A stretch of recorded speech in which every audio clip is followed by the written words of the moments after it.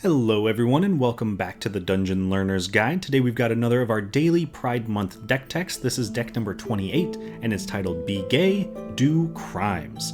And if you haven't seen the show before, what we're doing is building a commander deck for Magic the Gathering using two non-partner commanders, working with a budget of $100 or less and using this as a way to celebrate the diversity of the LGBTQ+ community every day for all of June.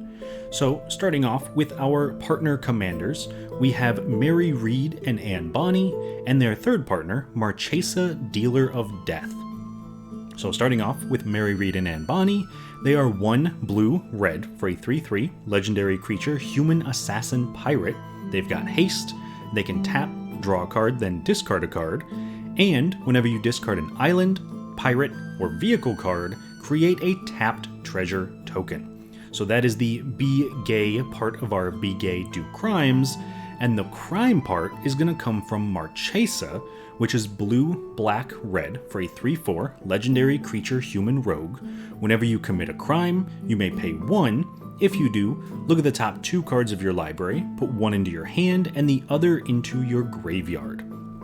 So this allows us to draw cards, discard cards, commit crimes, and it's just kind of a very nice interlocking of synergies between our two commanders. Moving on to our themes though, let's start to pick apart what this deck does and how we intend for it to function. So starting off, our first major theme is going to be pirates.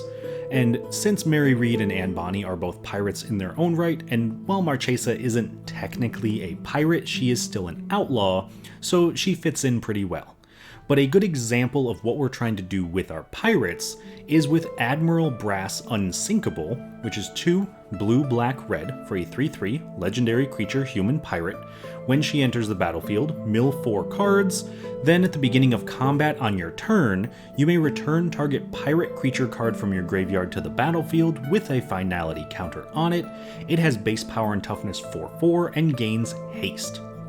This is a great payoff for a lot of our cards that want to go into the graveyard. So Marchesa puts things in the graveyard, Mary Reed and Anne Bonny put things in the graveyard, but Admiral Brass is going to be getting our pirates back, and it's pretty much getting our pirates back for free because we just have to have her in play and then move to combat to be able to return a pirate from our graveyard to the battlefield.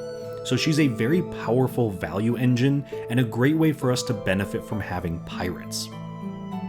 Our second major theme is going to be committing crimes.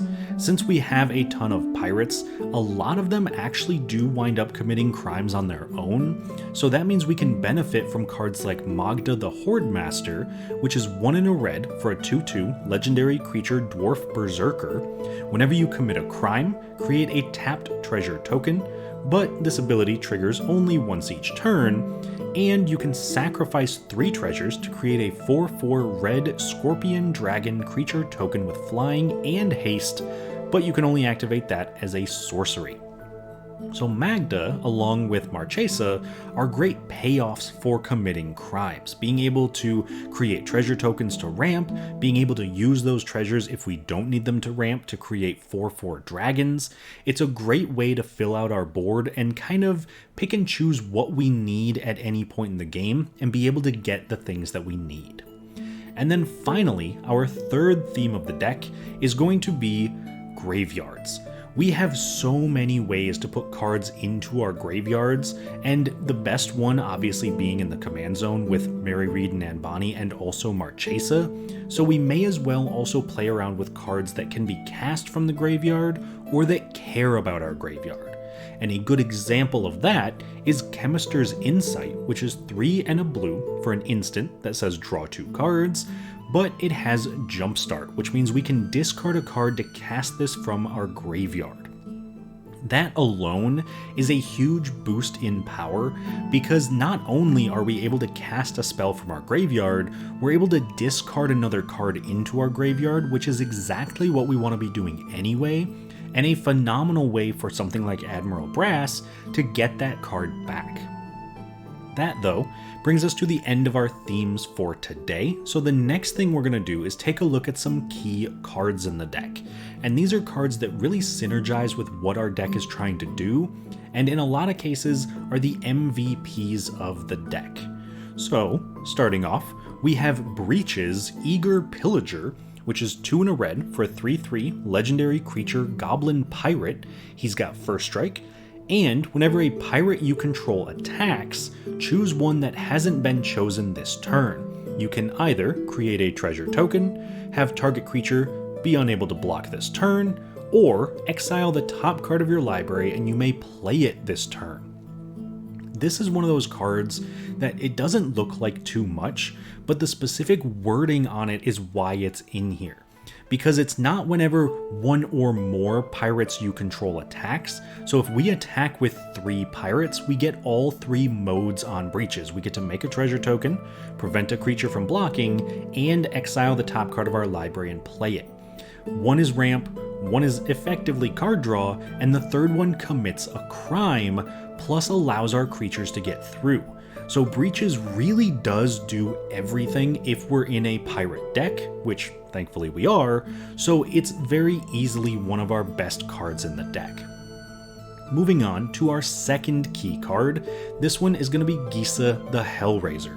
And Gisa is probably the best payoff for committing crimes that we can have in the deck. She is 3 black for a 4/4 human warlock. She has ward of 2 mana and pay 2 life. She gives skeletons and zombies we control +1/+1 and menace. And whenever you commit a crime, create 2 tapped 2/2 blue and black zombie rogue creature tokens, but this ability triggers only once each turn. Now obviously only triggering once each turn is not ideal, but that means we can trigger it on every player's turn. So we can trigger it on our turn and each of our opponent's turns, meaning that if we can commit 4 crimes in a turn cycle, we walk away with 8 zombie rogue tokens that all are getting +1/+1 and menace from Gisa. This is kind of like a build your own army style card, and it's a great way to make sure that if our pirates are attacking, we have backup blockers that don't necessarily need to get in for combat, but are not too bad to block with because we don't really mind throwing away the zombies. Finally though, we get to our last key card, and this one is Coercive Recruiter. So there are a couple of different pirates that steal things, but Coercive Recruiter is going to be one of the best ways that we can do that, because it is 4 and a red for a 4/3 orc pirate. Whenever it or another pirate enters the battlefield under your control, gain control of target creature until the end of turn, untap that creature, and until the end of turn it gains haste and becomes a pirate in addition to its other types. This basically just allows us to steal anything on board, attack with it as it becomes a pirate, and then whenever another pirate comes in, we can steal something else that's sitting there on the board. So not only is it letting us take the best attackers or combo pieces or value engines or whatever that our opponents have lying around, but it also lets us commit a crime, triggering all of our other crime synergies. So Coercive Recruiter, it looks a little expensive for what it does. 5 mana is a little bit up there, but it's definitely one of those cards that probably wins us the game in a couple of turns once it hits the board, and there's a solid chance that our opponents don't even realize that this is going to be the card that's winning us the game. That, though, brings us to the end of our key cards section. So the next thing we're going to do is take a look at some cool interactions in the deck. These are cards that synergize really well with each other, but in a lot of cases are just fun cards that I want to highlight. So starting off, we have Marauding Sphinx and Orami of the Dead Tide. Marauding Sphinx is 3 blue for a 3/5 creature Sphinx Rogue. It's got flying, vigilance, and ward 2, and whenever you commit a crime, surveil 2, this ability triggers only once each turn. While this isn't one of our best crime payoffs, it is one of the best crime payoffs for filling the graveyard, which is very relevant with Orami, which is 1 blue-black for a 1/4 legendary creature merfolk wizard, and you can tap it to exile cards from your graveyard equal to the number of opponents you have, and target creature card in your graveyard gains Encore until the end of turn. The Encore cost is equal to its mana cost. So what we can do is fill up our graveyard with the Marauding Sphinx, giving us the fodder to activate Orami and get an Encore creature. But if we do wind up encoring the Sphinx itself, each Sphinx will be able to trigger its ability once each turn. So if we attack with the Sphinx and then all of a sudden can just make a bunch of other Sphinxes, then we are attacking each opponent with a Sphinx for 3. It's got flying, so it's difficult to block, and we can commit a crime to surveil 3 times that turn. So this is a very powerful ability on Orami, and one that works very well with a lot of our crime payoffs and a lot of our graveyard synergies. Next up on our cool interactions list though, in this case, we have Deep Muck Desperado and Dead Eye Tracker. So Deep Muck Desperado, 2 and a blue for a 2/4 Hominid Mercenary. Whenever you commit a crime, each opponent mills 3 cards, then this ability triggers only once each turn. A little unfortunate that it's only once each turn, but the nice thing is this is putting 3 cards into each of our opponent's graveyard, meaning that Deadeye Tracker can use them. Because Deadeye Tracker is 1 black mana for a 1/1 human pirate, you can pay 1 and a black and tap it to exile 2 target cards from an opponent's graveyard. Deadeye Tracker explores. Now, one of the nice things about this is that by activating Deadeye Tracker, we are actually committing a crime because we're targeting cards in our opponent's graveyard, which is then going to trigger the Desperado to mill each opponent for 3, meaning that we now have the fodder to do this again next turn. So these two really just build off of each other and put us in a position where we're just kind of eating away at our opponent's libraries, eating away at their graveyards, and getting an exponentially large Deadeye Tracker in the process. That, though, brings us to the last piece of our deck tech for today, which is, of course, the price of the deck. Now, this deck comes in very cheap. It is $29.33, with the most expensive card in the deck being Broadside Bombardiers at $4.17. So other than our Pauper deck that went up a couple weeks ago, I believe this is the cheapest of the Pride decks that we're putting up this month. So if you're looking for an easy entry, this is probably the deck that I would recommend picking up.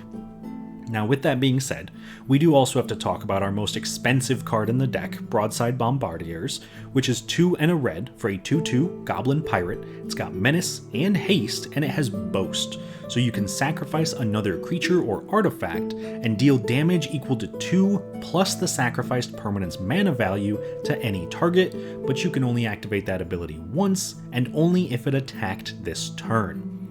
This is a great way to, once again, as I'm gonna keep saying, commit a crime, and it's a great way to deal some extra damage when needed. Being able to kind of fling that damage around means that we can hit our opponents, we can take out blockers, we can kill planeswalkers. This is a phenomenal way to just guarantee that we are controlling the board.